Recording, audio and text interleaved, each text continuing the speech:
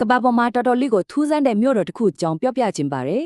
စိတ်ကူးကြည့်လိုက်ပါကားတစ်စီးမှမရှိပဲလမ်းကြော20လောက်ရှိတဲ့အဝေးပြေးလမ်းမကြီးတွေပြီးတော့လူသူအရောက်ပေါက်မရှိတဲ့လောက်၆ကတ်နေတဲ့အေးရမဖျားကြီးတွေဒါတွေအားလုံးကမြန်မာနိုင်ငံရဲ့မြို့တော်နေပြည်တော်မှာတကယ်ရှိနေတာပါဒီနေ့တော့ဒီလျိုးဝက်စမ်းကြတဲ့နေတာကြီးအကြောင်းအတူတူလေ့လာကြည့်ကြရအောင်ဒီမျိုးရဲ့ထူးခြားမှုကိုချက်ချင်းမြန်တာစီမြတ်နိုင်ရှင်ချက်တစ်ခုကြည့်လိုက်ရအောင်နယူးယောက်မြို့ကိုအားလုံးသိကြမှာပါနေပြည်တော်ကနယူးယောက်ထက်60ကျော်တောင်ပိုကျဲတယ်ဒါပေမဲ့လူဦးရေကတော့အဲ့ဒီရဲ့7ပုံတပုံတောင်မရှိဘူးဟုတ်ပါတယ် area အကြီးကြီးမှာလူကနည်းနည်းလေးပဲနေတာပါဒီအချက်လေးတစ်ခုတည်းနဲ့တင်ဒီမျိုးကဘလောက်တောင်ထူးဆန်းနေလဲဆိုတာစပြီးတွေးစရာဖြစ်နေပြီနော်ကဲဒီတော့ဒီကျဲပြောပြီးလူသူကင်းမဲနေတဲ့ထူးခြားဆန်းကျဲတဲ့နေရာရဲ့ပုံရိပ်ကိုအသေးစိတ်စပြီးလေ့လာကြည့်ကြရအောင်ဒီမျိုးရဲ့အထင်ရှားဆုံးအမတ်တန်းတစ်ခုကတော့သူ့ရဲ့လမ်းမကြီးတွေပါပဲမိုင်ပေါင်းများစွာရှည်လျားရဲ့လမ်းကြော20ပါအဝေးပြေးလမ်းမကြီးတွေဟာလုံးဝကိုထုံထုံပလားကျင်းနေရပါရန်ကြောပိတ်ဆို့မှုစွာမရှိသလောက်ပဲတခါလေကုန်တင်ကားတစ်စီးဖြတ်သွားတာကလွဲလို့ဒီလမ်းမကြီးတစ်ခုလုံးဟာအဲ့ဒီကားတစ်စီးအတွက်ပဲတီးတန့်ဖောက်လုပ်ထားလို့ပါပဲဒီချော့ခဲ့နေတဲ့ပုံစံကလမ်းတွေပေါ်မှာပဲမဟုတ်ဘူးနော်နေရာတိုင်းမှာကိုဒီလိုပဲအကြီးကြီးစောက်ထားတဲ့ shopping mall တွေမှာဈေးဝယ်သူမရှိဘူးဒီရက်ဆန်ယုံကြီးတစ်ခုလုံးမှာလက်ကြီးတဲ့သူမရှိသလောက်ပဲဇင်ခင်ဟိုတယ်တွေရဲ့ရေကူးကန်တွေကလည်းအမြဲတမ်းလိုဗလားကျင်းနေတယ်နောက်ဆုံးမြို့ရဲ့အထင်ကရနေရာဖြစ်တဲ့ဥပဒန်နေစီတီတော်လိုနေရာမှာတောင်ဖျားဖူးတွေနဲ့စီကားမနေပါဘူးတကယ်ကိုတိတ်ဆိတ်ချောက်ခဲ့နေတာပါအဟောစရာကောင်းတာကဒီလိုလူမရှိတဲ့မြို့ကြီးဟာစွန့်ပစ်ထားတဲ့နေရာတစ်ခုလိုမဟုတ်ပြန်ဘူးဥယျာဉ်မှုတွေလမ်းတန်းရှင်းသမားတွေအများကြီးကမြို့ကိုတန်ရှင်းသက်ရနေအောင်အမြဲတမ်းထိမ့်သိမ်းဆောက်ရှောက်နေကြတယ်ဒါကလည်းထူးဆန်းတဲ့ကွယ်လွဲချက်တစ်ခုပါပဲ2015ခုနှစ်တုန်းက The Guardian သတင်းဌာနကသတင်းထောက်တယောက်နေပြည်တော်ကလဝိရဏဆိုင်ဒီဇိုင်ကိုသွားလေတုန်းကသူမြင်ခဲ့ရတဲ့အတွေ့အကြုံကိုဒီလိုပြောပြခဲ့တယ်ဝန်ထမ်းတွေဒါဇင်နဲ့ချီရှိပေမဲ့ဝယ်သူတယောက်မှမရှိပဲလုံးဝတိတ်ဆိတ်နေတဲ့တဲ့ဒီဖြစ်လေးကမျိုးတစ်ခုလုံးရဲ့အခြေအနေကိုပုံဖော်ပြနေတယ်လို့ပါပဲကောင်းပြီအခုဒီမျိုးရဲ့တိဆောက်ပုံဒီဇိုင်းပိုင်းဆက်ရာထူးခြားချက်တွေကိုဆက်ပြီးကြည့်လိုက်ကြရအောင်ဒါတွေက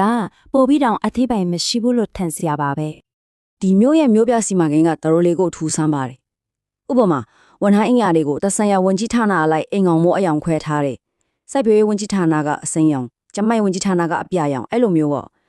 အစိုးရယုံတွေကိုလည်းကျုံးလေချန်စီယိုတွေနဲ့ကာရန်ထားပြီးအလွယ်တကူဝန်လို့မရဘူးပြီးတော့ဒီမျိုးမှာမျိုးလဲကောင်းဆိုပြီးတိတိကျကျသတ်မှတ်ထားတဲ့နေရာမျိုးလည်းမရှိပါဘူးလမ်းတွေရဲ့ဒီဆောက်ပုံကပိုပြီးတောင်အောင်ဝစရာကောင်းတယ်လမ်းကျော20ရှိတဲ့လမ်းမကြီးကနေရွတ်တရက်ဆိုသလိုလမ်းချင်းလေးတစ်ခုဖြစ်ပြောင်းလာတာမျိုးဒါမှမဟုတ်လမ်းကျော16ကျော်ပါလမ်းမကြီးပေါ်မှာ60ဒီဂရီထောင်ချိုးကြီးနဲ့꿰ရတာမျိုးတွေရှိပါရဲ့တကယ်လို့သာဒီမျိုးမှာရင်ကျော်ပိတ်ဆို့မှုဆိုတာရှိခဲ့ရင်ဒီလမ်းစနစ်ကလုံးဝကိုအလုံးလုံးနိုင်မှာမဟုတ်ပါဘူးဒီလောက်ထူးဆန်းတဲ့မြို့ကြီးကိုဘသူတွေကဘာကြောင့်တိဆောက်ခဲ့တာလဲဆိုတဲ့အမေခွန်းကအဓိကပါပဲဒီလျှို့ဝှက်ဆန်းကျင်မှုရဲ့နောက်ွယ်မှာတော့မြန်မာနိုင်ငံရဲ့စစ်အစိုးရရှိနေပါတယ်သူတို့ရဲ့ရည်ရွယ်ချက်ကိုနားလည်နိုင်မှုစစ်အစိုးရဆိုတာဘယ်လိုဖွဲ့စည်းမလဲဆိုတာကိုယဉ်သိထားဖို့လိုပါလေသူတို့ဟာ1960ခုနှစ်ကတည်းကအာဏာသိမ်းခဲ့ပြီးစန့်ကျင်သူတွေကိုအဖရိအထန်ဖိနှိပ်ခဲ့တယ်လူထုထောက်ခံမှုမရှိတဲ့အစိုးရတရားဖြစ်ပါလေဒီအချင်းစရာကိုကြည့်လိုက်ရင်သူတို့ရဲ့အာဏာကိုစုပ်ကင်ထားလို့တဲ့စိတ်နဲ့တန်တရကြီးမှုကိုတွေ့နိုင်ပါတယ်1990ရွေးကောက်ပွဲမှာရှုံးနိမ့်ခဲ့ပေမဲ့ရလဒ်ကိုပယ်ဖျက်ခဲ့တဲ့အဲ့ဒီနောက်2002ခုနှစ်မှာနေပြည်တော်ကိုလျှို့ဝှက်စွာစတင်တိဆောက်ခဲ့တာပါဒီမျိုးကိုတိဆောက်ဖို့ခံမှန်းကုန်ကြစရိတ်ကအမေရိကန်ဒေါ်လာ4ဘီလီယံပါအဲ့ဒီအချိန်ကနိုင်ငံရဲ့တနက်စာ GDP တစ်ခုလုံးရဲ့ထက်ဝက်နီးပါးရှိတဲ့ပမာဏပါနိုင်ငံရဲ့စီးရဲမွဲတေမှုကိုမျက်ကွယ်ပြုပြီးဒီလောက်များပြားတဲ့ငွေပမာဏကိုသုံးစွဲခဲ့တာကသူတို့ရဲ့ဦးစားပေးကဘာလဲဆိုတာကိုရှင်းရှင်းလင်းလင်းပြနေပါတယ်အဲ့တော့အကြီးကမင်းဟွန်းကဘာကြောင့်လဲနေပြည်တော်ကိုတကယ်ပဲဘာအတွက်တိဆောက်ခဲ့တာလဲအစိုးရရဲ့တရားဝင်ရှင်းလင်းချက်နဲ့နောက်ွယ်က theory တွေကိုနှိုင်းယှဉ်လေ့လာကြည့်ကြရအောင်အစိုးရဘက်ကတော့ရန်ကုန်ကလွန်ရမ်းများပြီးကြက်နေပြီဒါကြောင့်မြို့တော်အသက်လိုတယ်လို့ပြောတယ်ရိုးရိုးလေးပဲဒါပေမဲ့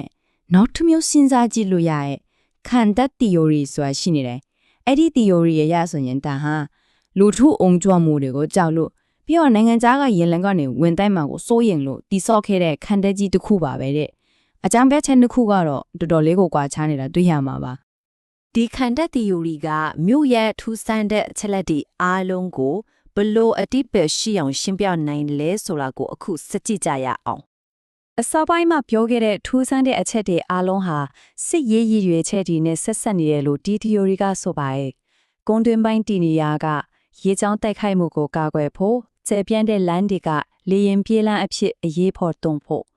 ရှုပ်ထွေးတဲ့မြို့ပြပုံစံကဆန္ဒပြသူတွေကိုထိန်းချုပ်ဖို့ပါ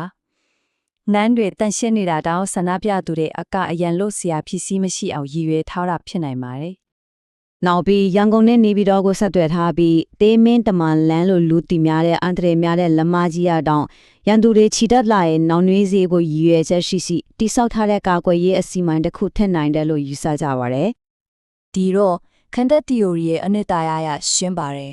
နေပြည်တော်ကိုပြည်သူတွေအတွက်ဖွံ့ဖြိုးစီကားတဲ့မြို့တစ်မြို့အဖြစ်တိဆောက်ခဲ့ရမှာမဟုတ်ဘူးအာဏာပိုင်တွေကသူတို့ကိုယ်သူတို့ပြည်သူတွေစီနဲ့ကာကွယ်ဖို့အတွက်လုံခြုံတဲ့စစ်ဌာနချုပ်တစ်ခုဖြစ်တိဆောက်ခဲ့တာဖြစ်ပါတယ် ကဲဒီ theory ကလက်တွေ့မှာရောမှန်ကန်ရဲ့လားဒီမျိုးရဲ့ design နဲ့မြန်မာနိုင်ငံရဲ့မျက်မှောက်ခေတ်အခြေအနေတွေဘယ်လိုဆက်ဆံနေတယ်လဲဆိုတာကိုကြည့်လိုက်ကြအောင် အားလုံးသိတဲ့အတိုင်း2023ခုနှစ်မှာစစ်တပ်ကနောက်တစ်ကြိမ်အာဏာသိမ်းခဲ့ပြီးနိုင်ငံကိုပြည်တွင်းစစ်အခြေအနေစီတွန်းပို့ခဲ့ပါတယ် အခုဖြစ်ပွားနေတဲ့ပဋိပက္ခတွေစန္ဒပြပွဲတွေနဲ့တိုက်ပွဲတွေအားလုံးဟာမြို့တော်တစ်ထိတဲ့နေပြည်တော်နဲ့အလွန်ဝေးကွာတဲ့ရန်ကုန်နဲ့တခြားလူနေထူထားတဲ့ဒေသတွေမှာအဓိကဖြစ်ပွားနေတာကိုတွေ့ရပါတယ် ဒါကတကယ်ကိုထင်ရှားတဲ့ကွာခြားချက်တစ်ခုပါပဋိပက္ခတွေနိုင်ငံနဲ့ဖြစ်ပွားနေချိန်မှာစစ်ခေါင်းဆောင်တွေကတော့နေပြည်တော်မှာလုံခြုံစိတ်ချစွာနဲ့ဘာအနှောင်းရက်မှမရှိပဲရှိနေကြတယ်။ဒီနေ့ပြောရရင်ဒီမျိုးဟာသူ့ရဲ့ကာကွယ်ရေးရည်ရွယ်ချက်ကိုအပြည့်အဝဖြည့်ဆည်းပေးနေတယ်လို့ပါပဲ ဒီအချက်လက်ဒီအားလုံးကိုခြုံငုံသုံးသပ်ကြည့်တဲ့အခါမှာတော့ဒါဟာတိုက်ဆိုင်မှုတစ်ခုပဲလားဒါမှမဟုတ်ရည်ရွယ်ချက်ရှိတိဆောက်ထားတဲ့ခန္ဓာကြီးတစ်ခုလားဆိုတာကတော့စဉ်းစားစရာမေးခွန်းတစ်ခုဖြစ်ကြရှိနေကြပါတယ်